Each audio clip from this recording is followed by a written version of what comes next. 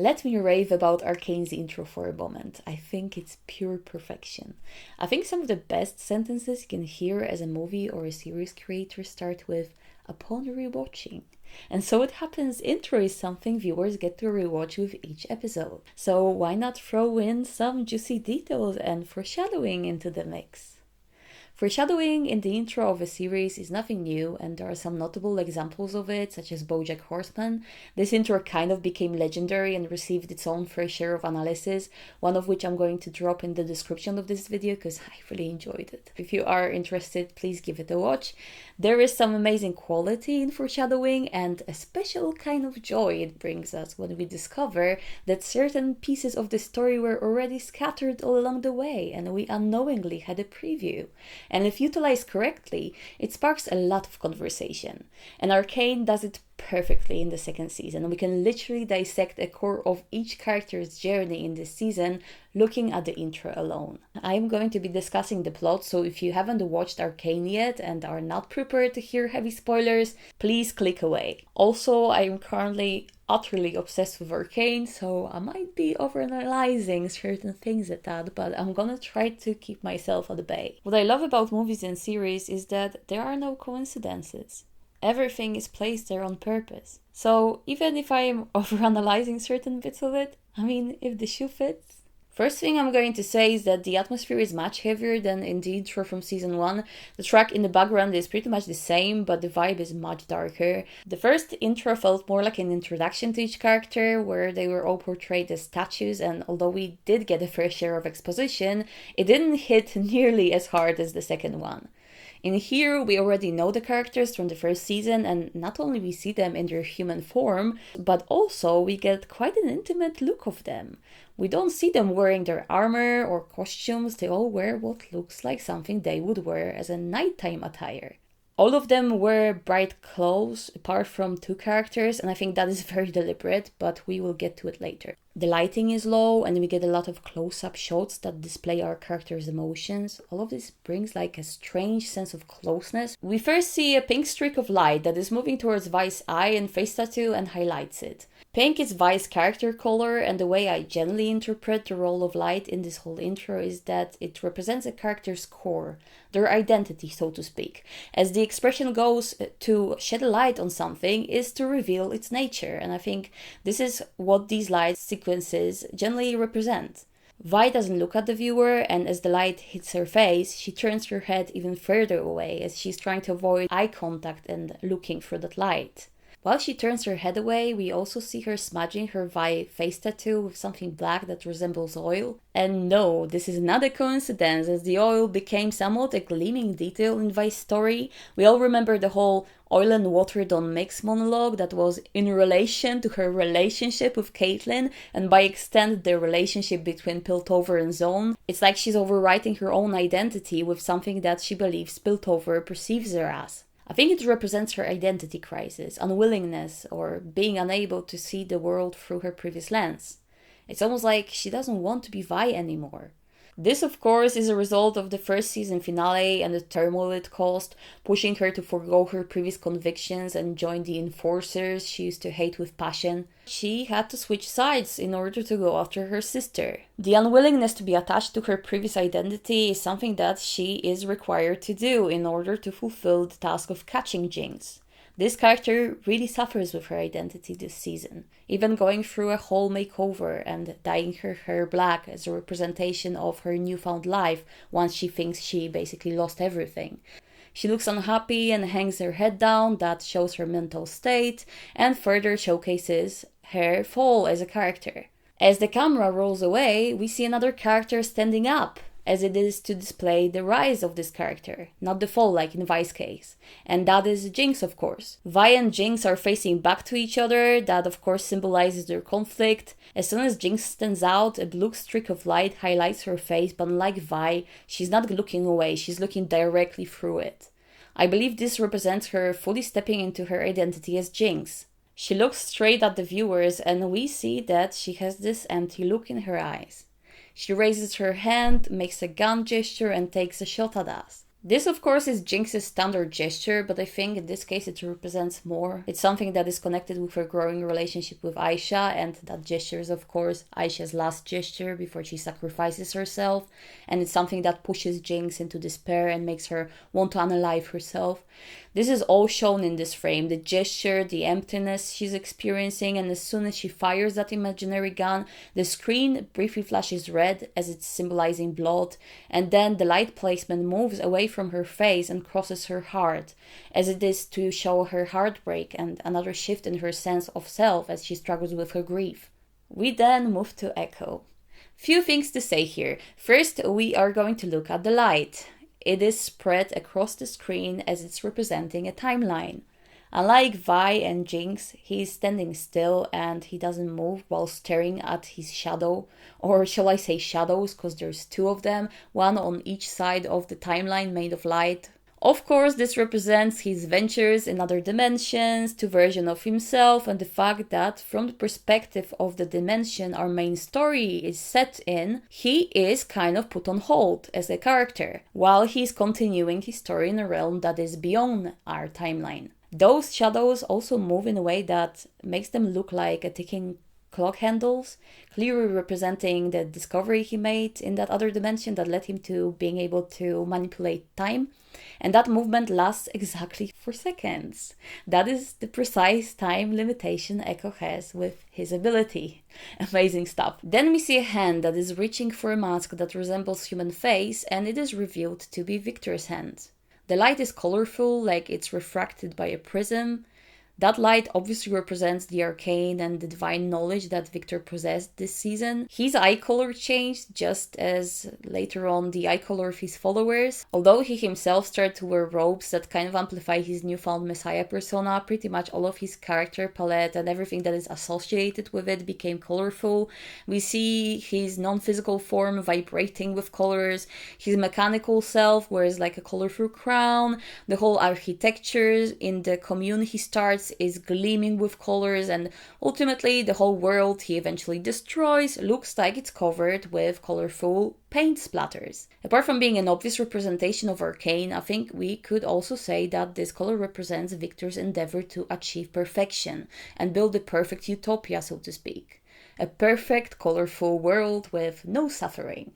The mask that he picks up represents two things in my mind. One is Victor's own humanity that gets severely affected by the body alteration he gets subjected to. He becomes kind of like a hybrid between a human and a machine with some added magical and mystical knowledge that makes him even farther removed from his humanity. He becomes somewhat of a messiah, a higher being, so to speak, and begins to lose whatever's left of his old self that he essentially rejects. Another thing that the mask represents is Victor's quest to understand the human nature. As he removes himself from his own experience, he attempts to understand humanity as a whole. We see him peering into the eyes of the mask as he's trying to see what is behind it, so he can understand the complexity of the human mind. While some people compared it to the Phantom of the Opera, I straight away thought about the famous To Be or Not to Be scene in Hamlet that kind of goes very well with Victor's character arc this season. He's naked, I think. That could symbolize his rebirth as this messiah figure. He's only wrapped in a sheet that creates this kind of like a religious figure look with the way it's draped around him and covering his head like a hood. Another interesting thing I have noticed is that there is a second light present. One that I believe represents his human identity. It looks like it almost binds his legs. And at first I thought that is supposed to symbolize the limitations in his perception of the divine coming from the fact that he's after all still a human and therefore is flawed, like prone to perfectionism, for example.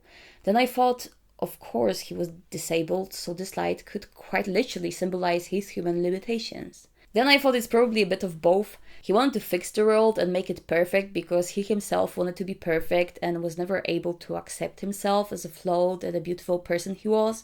Instead, he got obsessed with trying to fix these flaws. I might be overthinking it, but it all makes sense. Then we get a quick flash of Ambessa's mask and we see her laying down on the sofa. This time we get a golden light, one that she, interestingly enough, shares with her daughter Mel. So this color could potentially represent their heritage as a family that plays such a huge role in both characters' arc and identity. In the intro, we see a clear juxtaposition of these two characters with both how they are portrayed and the setting they are portrayed in. Ambessa is not looking into the light.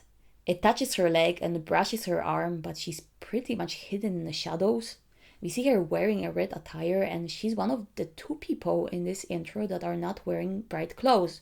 We'll get to it when we will be talking about Caitlyn, but a lot of people can already draw a connection here. There are black rose petals on the floor, and Ambessa's holding a black rose flower in her hand, staring at it immensely.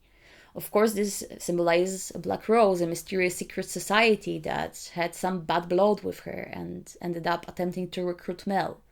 I believe it represents her dealings with the organization and trying to figure out how to neutralize them. We then switch to Caitlyn, and what a switch. We hit the part of the song where the lyrics say, "My back is to the world," and we see her with her actual back to the world. That would be our frame in this case, that is mostly filled by black curtain representing her overwhelming grief. Kate is taking up a very small space in the frame. There is a very limited space in front of her, giving us this strong feeling of misery and impossibility of moving forward.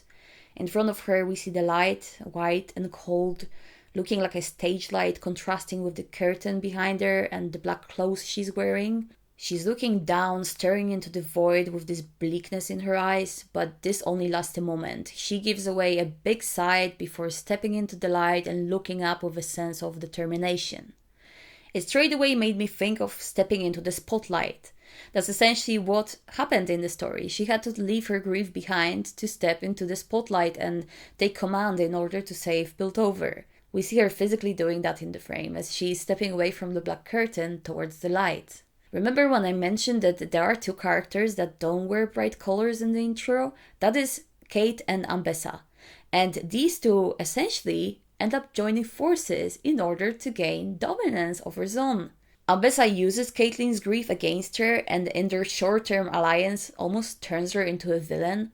This is probably reaching, as red is normally a part of Ambessa's attire and color palette, but it symbolizes blood, danger and passion, while black symbolizes mourning and power, which are very fitting descriptions of each of these characters' journey. Then we switch to Jayce. We see him turning away from the light that blinds him. He looks into it again, blocks it out with his hand, but still stares at it through his fingers. The light is colorful, just like Victor's, so we know it's a reference to Arcane. The difference is Victor's light is more like a fractured light coming from a prism that breaks into different directions, while Jayce's looks like one splat of light that is blinding him. This could be because Victor was already affected by Arcane, while the whole Jayce's sequence in the intro is representative of him touching the Arcane in the story. So he hasn't done it yet, at this point.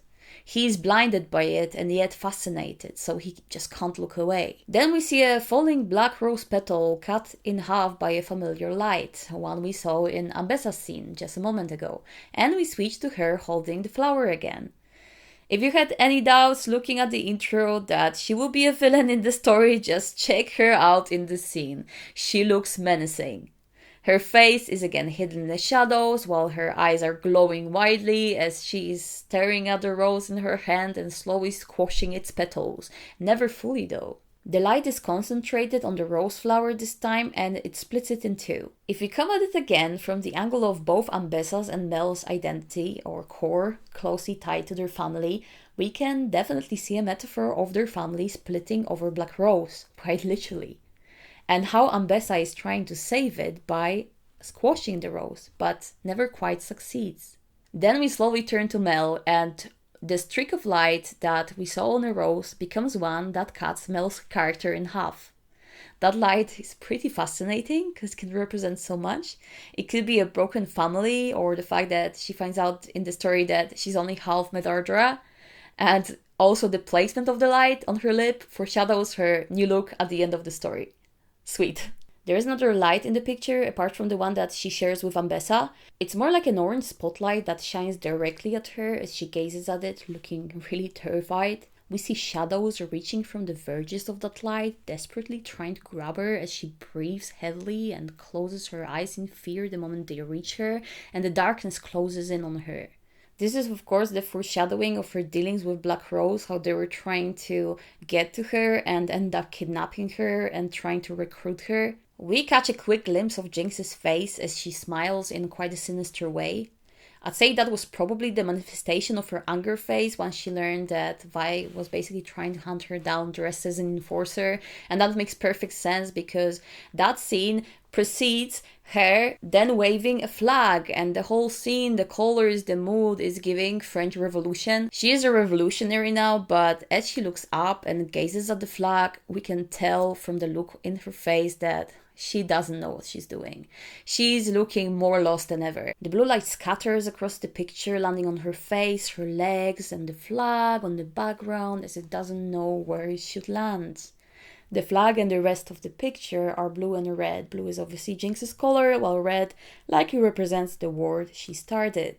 We switch to Vi's face. She's looking into our direction now, and her face is highlighted by 2 streaks of pink that turn into a shape of Vi, further underscoring her struggle with identity. We see that letter a few more times as the light brushes over the hands of Vi and Kate that are touching each other, their faces close to one another, with Kate again hardly in the frame. They reach out to hug each other and they instantly push each other away and falling backwards as a representation of these characters literally falling out with one another.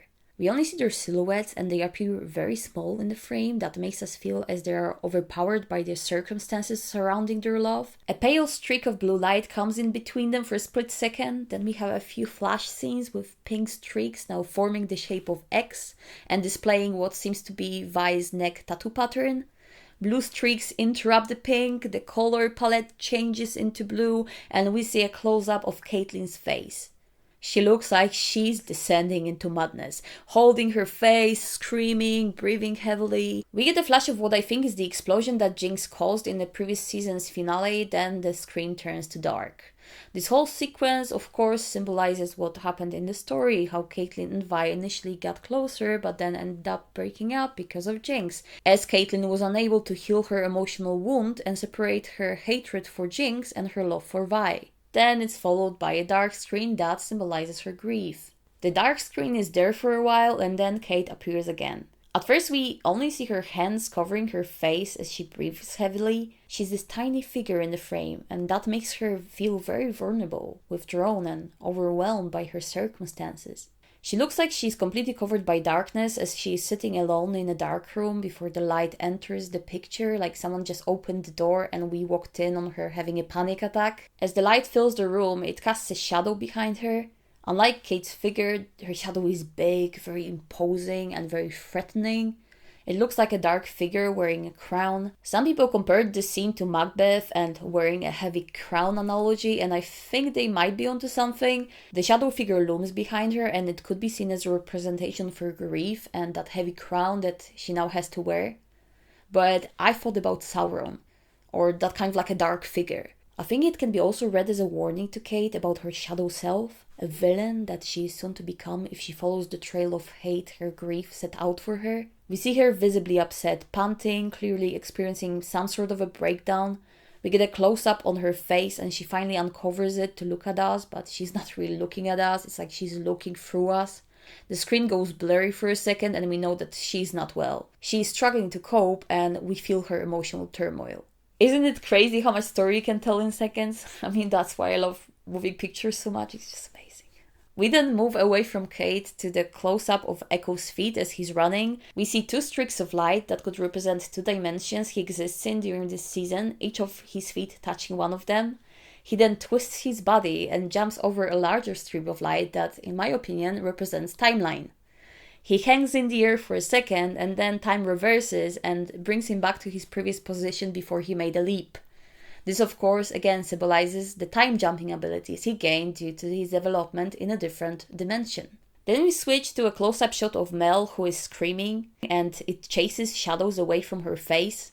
This type of shot is generally used to illustrate the emotional state of the character and we see anger and determination in her eyes as the shadows that we initially see covering her face disappear. This of course symbolizes her release and winning against Black Rose.